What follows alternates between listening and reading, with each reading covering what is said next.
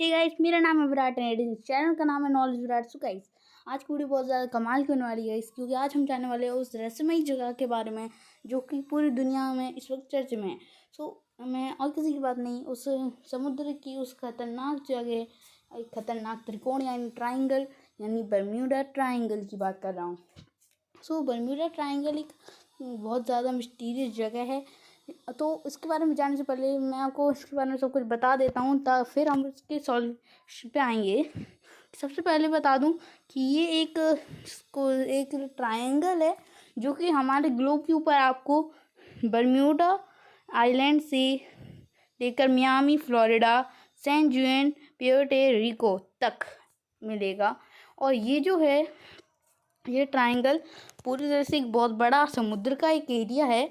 तो ये मिस्टीरियस कुछ इस तरीके से है क्योंकि इसमें लिटरली जो शिप्स होती हैं, प्लेन्स, अगर मान लीजिए इसके ऊपर से एक शिप निकलती है या बहुत ऊंचाई से एक प्लेन या हेलीकॉप्टर जैसा कुछ निकलता है और साथ में अगर इसके नीचे सबमरीन भी निकल रही होती है तो फिर वो डूब जाती हैं।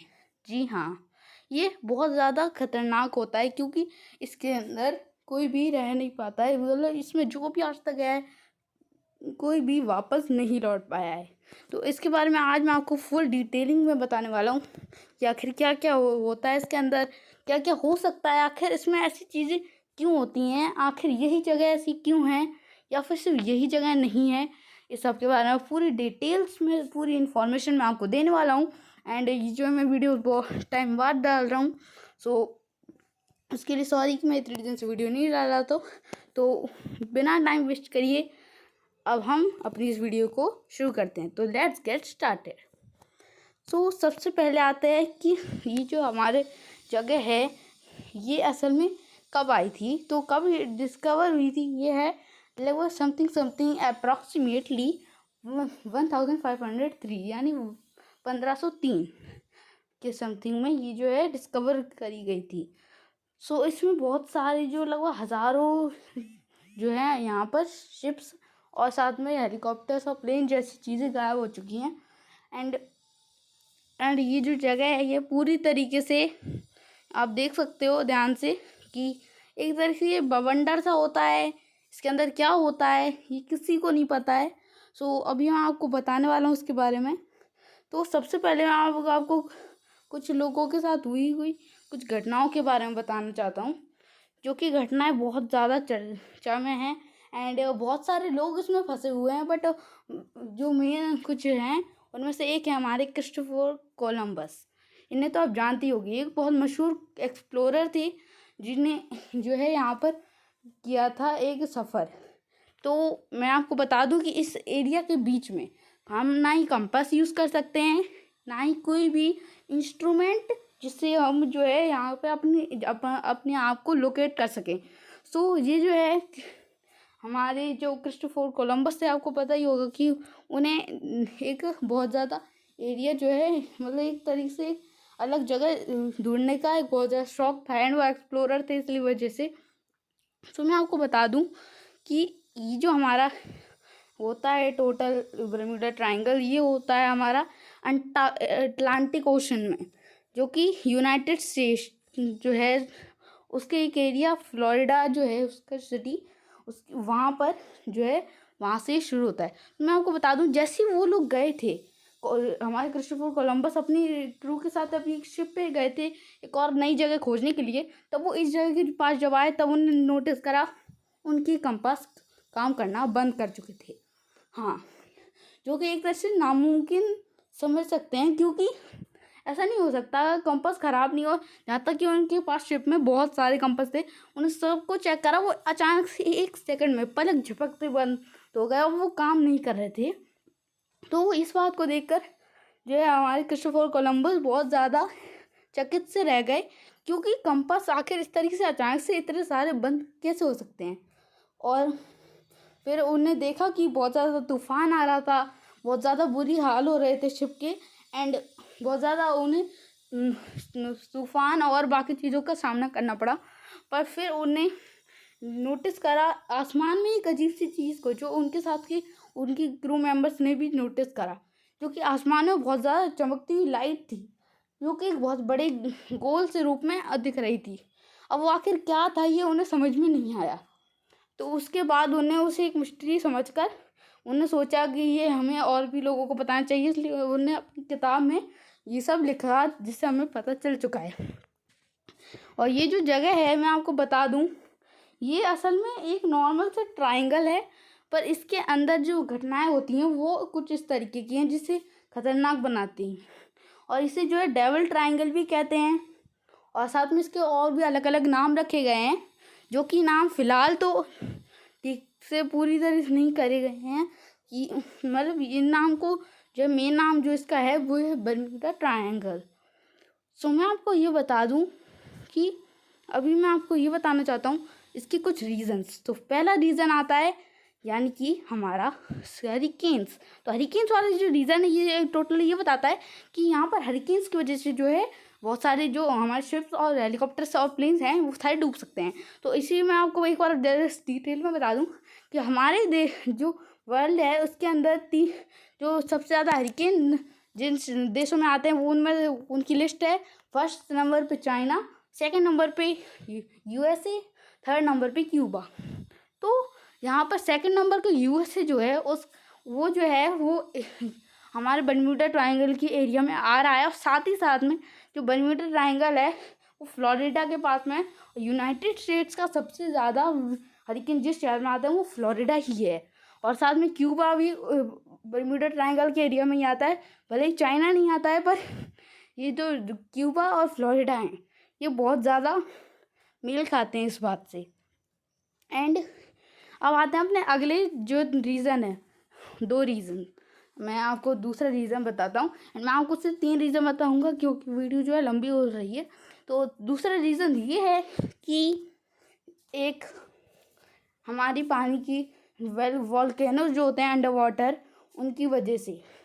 तो ये आपको पता ही होगा कि पानी के अंदर भी वॉल्केनोज होते हैं। जो पानी के अंदर वॉल्केनोज होते हैं वो जो है पूरी तरीके से अगर फट जाएं तो फिर वो क्या शिप को डुबा सकते हैं या फिर वो पानी के ऊपर आके ब्लास्ट कर देंगे, शिप ख़त्म कर देंगे। तो इसका जवाब है वो डुबाते हैं। हाँ, तो वो कुछ इस तरीके से डुबाते हैं जैसा आप अपनी स्क्रीन के ऊपर देख सकते हैं। असल में जो एक वॉल्केनो होता है पानी के नीचे का और ऊपर वाला भी, वो जब फटता है तब वो बहुत सारी गैसेस छोड़ता है, आपको पता होगा। तो उनमें से एक गैस होती है मीथेन, जो कि सबसे ज़्यादा मात्रा में छोड़ता है वो। और मीथेन जो है वो अगर पानी में मिला दी जाए तो फिर वाटर की जो डेंसिटी होती है वो उसे कम कर देता है। हाँ, कि जो मीथेन होता है वो डिक्रीज़ कर देता है वाटर की डेंसिटी को। और वाटर की डेंसिटी जो है वही पूरा मेंटेन करती है कि इसके ऊपर क्या चीज़ आ सकती है क्या नहीं आ सकती है। हाँ, तो मतलब मेरा मतलब ये है कि हर शिप हर चीज़ जो होती है ना जो कि बनती है उसको वाटर डेंसिटी में लिया जाता है। मतलब शिप जो होती है ना उसे बनाया ही वाटर डेंसिटी के अनुसार होता है। और हमारी जो बॉडी है वो भी। इसलिए जब पानी की डेंसिटी कम हो जाती है बर्म्यूडा ट्रायंगल के अंदर बहुत से वॉल्केनोस होने की वजह से, तो फिर अचानक से डेंसिटी घटने की वजह से जो हमारी शिप है या फिर जो है शिप पूरी तरह से डूब जाती है। एंड हम उसमें तैर भी नहीं सकते क्योंकि हमारी बॉडी भी उतनी डेंसिटी नहीं झेल सकती है जितनी कम डेंसिटी वो थी। तो अब मैं आपको अगला रीज़न बताऊं उससे पहले मैं आपको ये बता दूं कि जैसा आप फोटो में देख सकते हैं, एक जो वॉल्केनो होता है जब फटता है तब इतनी भारी मात्रा में वो मीथेन छोड़ता है और साथ में बाकी गैसेस भी, जिससे पानी की डेंसिटी इतनी ज़्यादा घट जाती है, वो भी हद से ज़्यादा। एंड ऐसी इसी वजह से जो है ऐसा अभी हमें टोटल एविडेंस तो नहीं मिला है कौन सी वजह है, पर ये जो है एक फेमस वजह भी है। और साथ में ये कुछ वजह जो है बहुत अच्छी वजह जो हमें पता चली है। तो अब मैं आपको अगले वजह बताता हूँ जो कि है साइकोलॉजिकल थ्योरी।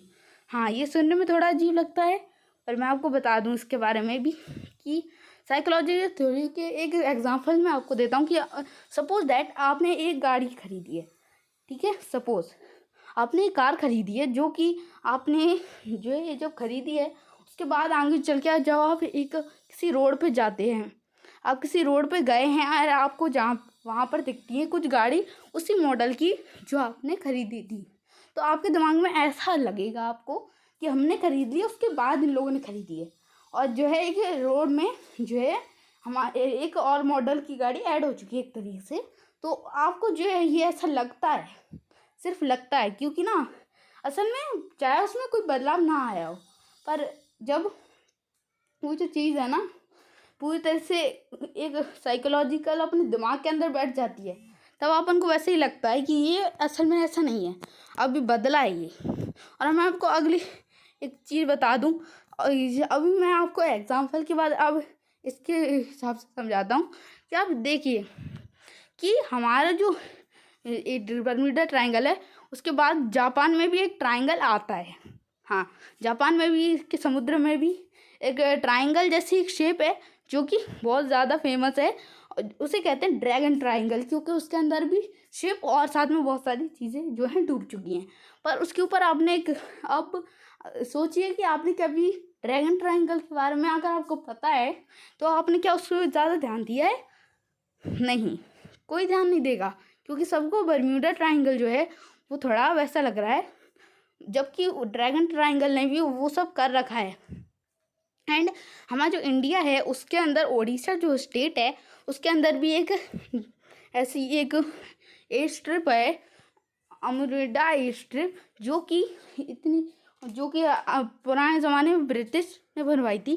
तो उसमें भी ऐसी चीज़ें होती रहती हैं, पर फिर भी जो है हमारे हमको उस चीज़ में नोटिस नहीं करते हैं, हम सिर्फ बर्म्यूडा ट्रायंगल को करते हैं। ना आपको मैं कमाल की बात बता दूं, जब आप इन सारी तीनों जगहों के एक लाइन में आप इन रखोगे तो सीधे क्या होगा, आपको टोटल वो एक लाइन में दिखेगी। एक लाइन में आपको सारी चीज़ें दिख जाएंगी, जैसा आप देख सकते हो।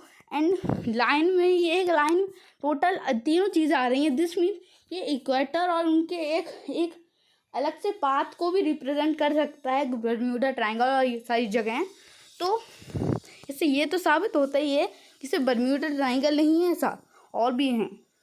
बस हमारी साइकोलॉजिकल जो फिजिक्स है उसकी वजह से हमें सिर्फ बर्म्यूडा ट्रायंगल के ऊपर ही ध्यान जाता है, और बाकी जो जगह हैं जो कि इससे भी ज़्यादा कुछ खतरनाक जगह हैं वो भी हैं। पर मैं आपको बता दूँ, दुनिया की सबसे टॉप 10 खतरनाक जगहों में भी बर्म्यूडा ट्रायंगल का नाम नहीं आता है। जी हाँ, आप देख सकते हो ये बहुत ज़्यादा खतरनाक होता है फिर भी। तो मैं अभी वीडियो को ख़त्म करता हूँ। एंड लाइक करिए, चैनल को सब्सक्राइब करिए, शेयर करिए, कमेंट करिए एंड बाय बाय। सो ऐसे मिलते